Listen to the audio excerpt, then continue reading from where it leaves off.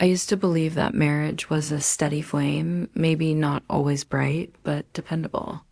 For me and Claire, it had become more of a flickering candle, stubbornly alive but fragile with every draft of wind. Our home was quiet, too quiet, except for the hum of appliances or the soft creak of floorboards. Claire and I still spoke, still shared a bed, still carried out the rituals of husband and wife.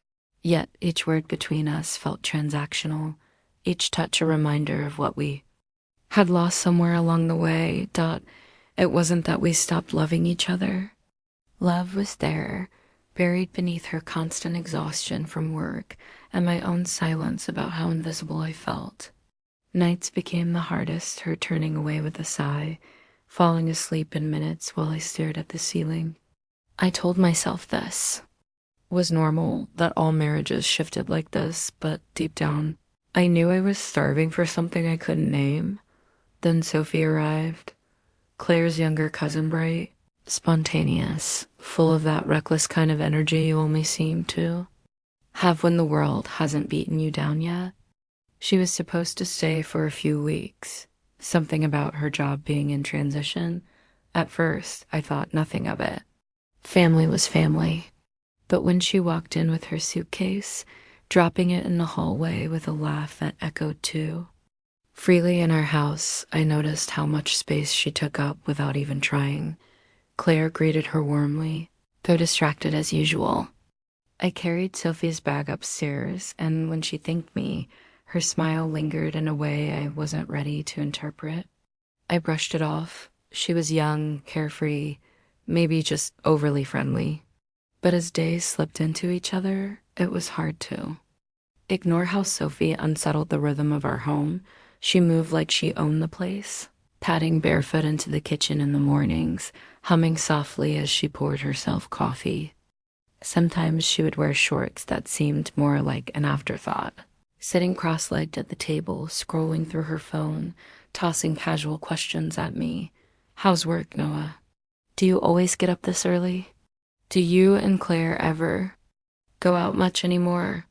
Innocent words, but the way her eyes studied me made them feel heavier. I tried not to notice. I reminded myself she was family, younger, off limits in every possible way. Still, there were moments that tested me, like when she leaned too close to see something on my laptop, her hair brushing against my arm, or when she stretched out on the couch at night while Claire was upstairs, her gaze catching mine during the quiet parts of a movie. No words, just an unspoken challenge in the air between us. One night, I found myself in the kitchen long after Claire had gone to bed. I couldn't sleep. The familiar emptiness of the house pressed down on me, so I sat at the table nursing a glass of water.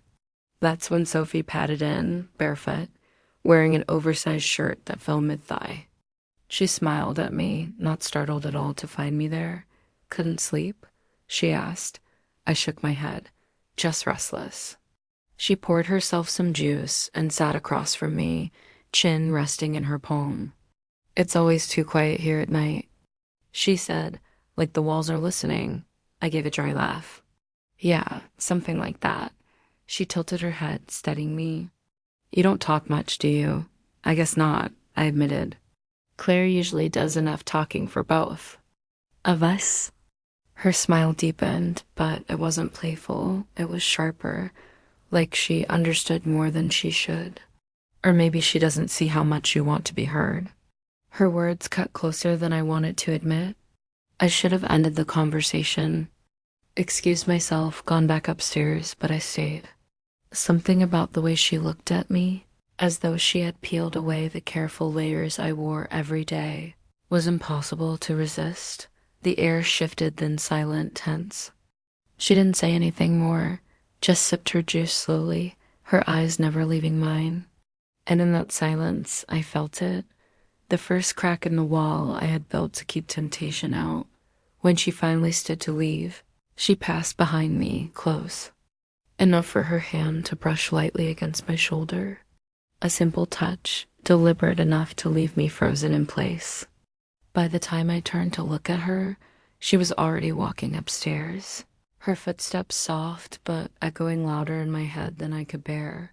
I sat there long after, heart racing, guilt rising like bile in my throat.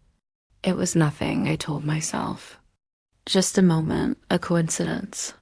Yet deep inside, I knew something had shifted. And once that shift happens, it's almost impossible to go back. Asterisk Claire left on a Thursday morning. She kissed my cheek absent-mindedly at the door, suitcase in hand, already running through her mental checklist of meetings and deadlines. Just a couple of nights, she said, barely looking at me before the cab carried her away. The silence that followed was different than usual. Without Claire's presence, even her distracted one, the house felt stripped bare. Sophie was still upstairs sleeping, but I could already sense that her energy would soon fill every corner of the space. Claire had vacated Dot by noon. She drifted downstairs in one of those casual outfits that looked effortless but revealed just enough to leave me uneasy. She made herself coffee, glancing at me over the rim of the mug with a smile that felt almost conspiratorial. Feels different without her here, doesn't it? She asked, settling onto the couch. I tried to laugh it off. It's quieter, that's for sure. Quieter can be nice, she said softly, her legs curling under her. Sometimes quiet lets you notice things. Her eyes lingered on me in a way that made it clear what she meant. I looked away, fumbling for something to busy my hands with. I told myself to focus, to remember who I was, who she was. But the house felt smaller now, every wall closing in with her presence. The hours slipped by. We circled each other in that unspoken game, testing boundaries without naming them. She found excuses to brush past me in the hallway, to sit too close at the table, to lean in when she spoke. Every laugh of hers seemed aimed at me, every casual touch deliberate. By evening, we ended up in the living room. A movie playing on the television, though neither of us was really watching. Sophie stretched out beside me on the couch, her knee brushing against mine. The contact was small, harmless if seen from afar, but my entire body reacted. You're tense, she said suddenly, tilting her head. I'm fine. You're lying. Her smile was lazy, confident. I can feel it. I should have stood then, left the room, gone upstairs. But I didn't. I stayed frozen, waiting to see how far she would go. Minutes passed in silence before she shifted. Closer, her voice dropping. You ever think about how predictable life gets? Same days, same nights, same people? I swallowed hard. Sophie, she didn't let me finish. Her hand slid onto mine, light but certain. I didn't pull. Away, I should have. I knew every reason why I should, but the ache inside me, the loneliness, the hunger dash one. The first kiss happened fast, like a secret stolen before either of us could reconsider. She leaned in, testing, and I let her. It was soft at first, hesitant, but when she felt me respond, it deepened into something I couldn't stop. The guilt was immediate, sharp, but it did nothing to slow me down. Every nerve screamed that this was wrong, but every second her lips pressed against mine reminded me of everything I'd been missing.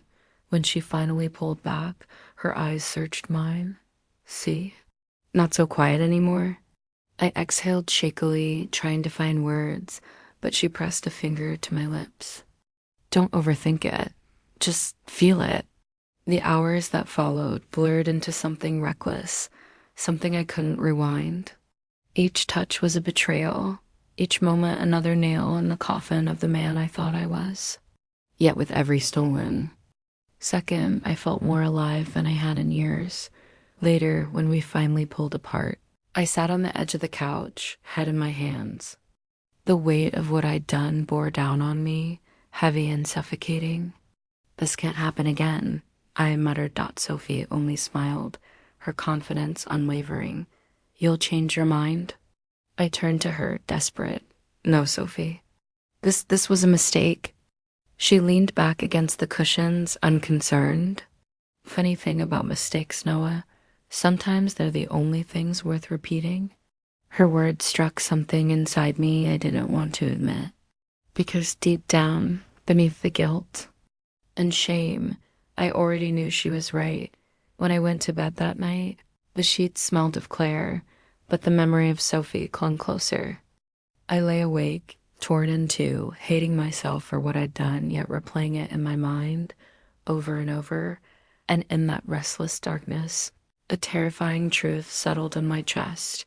Every position hurt differently, but even then, I knew I would ask for it again.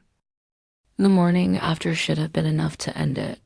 I told myself I'd draw a line, that the night before was nothing more than weakness I would bury under silence.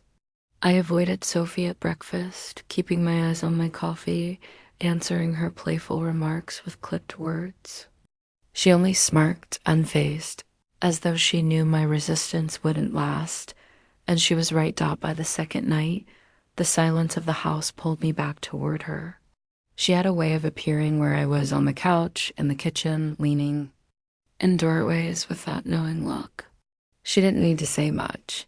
It was all in her eyes, that silent dare.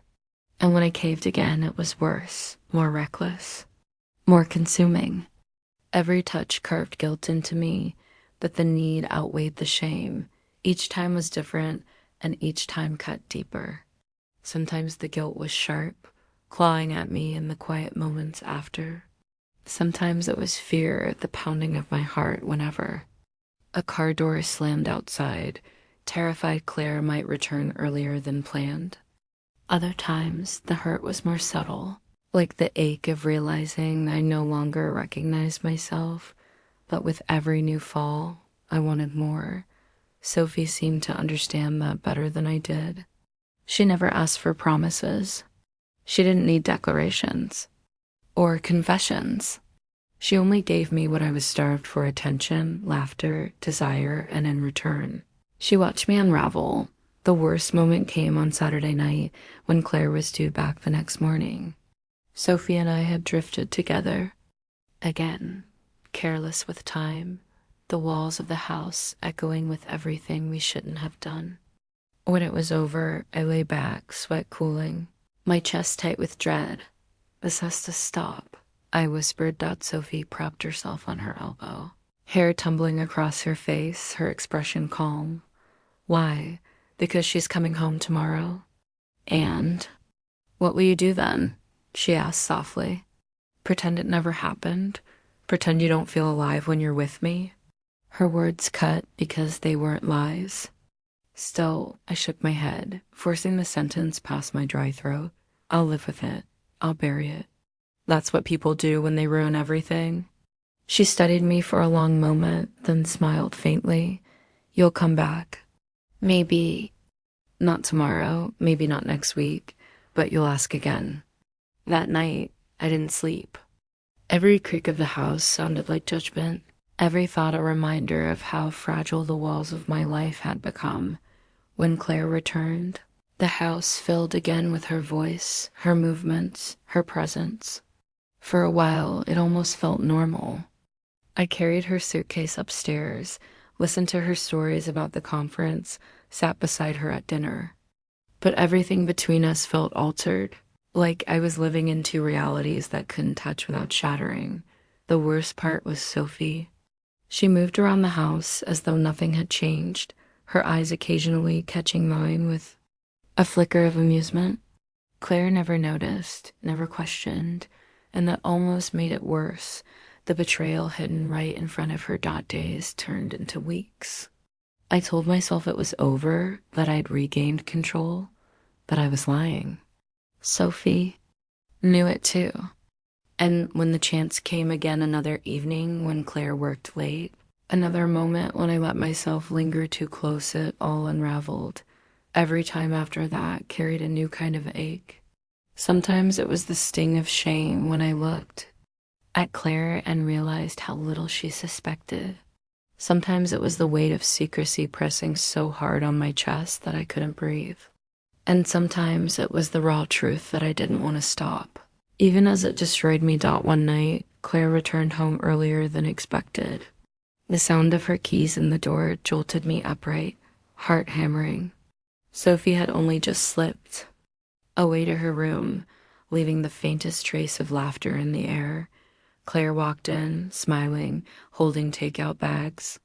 "Thought we could have dinner together," she said. I forced a smile, my hands trembling as I took the bags from her. The smell of food made me nauseous. For the rest of the night, I barely tasted a thing. Claire chatted, oblivious, while every nerve in me screamed with the fear of being caught, with the weight of what almost happened. Later, lying beside her in bed, I stared into the dark. Sophie was down the hall, asleep, or maybe not, but her presence throbbed like a secret I couldn't silence. I wanted to stop. I wanted to rewind. But the truth burned deeper than the guilt. I would ask for it again, because every position hurt differently. Guilt, fear, shame, longing, but somehow the pain had become its own kind of need. And needs, once fed, rarely go away.